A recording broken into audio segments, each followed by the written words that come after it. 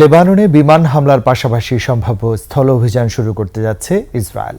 সেই লক্ষ্যে উত্তরাঞ্চলের সীমান্তে অতিরিক্ত সেনা মোতায়েন করেছে তেল আবিব। এদিকে যুদ্ধবিরতির প্রস্তাব দিয়ে ইসরায়েলকে অস্ত্র সহায়তা দেওয়ার ওয়াশিংটনের দ্বৈত নীতি ফুটে উঠেছে বলে মনে করছেন বিশ্লেষকরা।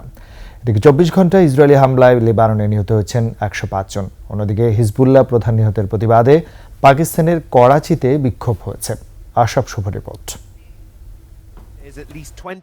ইসরায়েলের বিরামহীন বিমান হামলায় বিপর্যস্ত লেবানন। হিজবুল্লাহর নানা স্থাপনা ধ্বংস করতে রাজধানী বৈরুত, বেকা উপত্যকা সহ বিভিন্ন অঞ্চলে বোমা ফেলছে নেতানিয়াহুর সেনারা। এতে এক সপ্তাহে শীর্ষ নেতা নাসরাল্লাহ সহ হিজবুল্লাহর 7 উচ্চ পর্যায়ের কমান্ডার নিহত হয়েছে।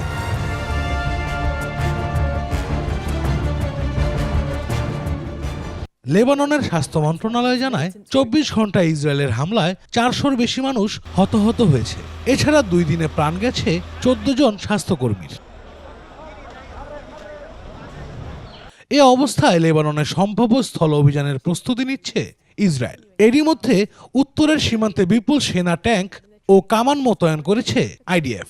তবে ইসরায়েলের পক্ষ থেকে আনুষ্ঠানিক কোনো ঘোষণা আসেনি।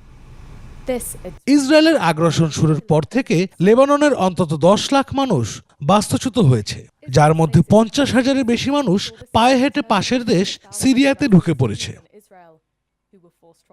লেবাননে যুদ্ধবিরতির প্রস্তাব দিলেও একই সময় ইসরায়েলকে আরও অস্ত্র সহায়তা এবং পূর্ণ সমর্থন দিচ্ছে যুক্তরাষ্ট্র। এ অবস্থায় ওয়াশিংটনের দ্বৈত নীতির বিষয়টি ফুটে উঠছে বলে মনে করেন বিশ্লেষকরা। অন্যদিকে হিজবুল্লাহ প্রধান নাসরাল্লাহকে হত্যার প্রতিবাদে পাকিস্তানের করাচিতে বিক্ষোভ হয়েছে। এ সময় পুলিশের সঙ্গে বিক্ষোভকারীদের ব্যাপক সংঘর্ষ ঘটে। আশরাফ শুভ, 21 টেলিভিশন।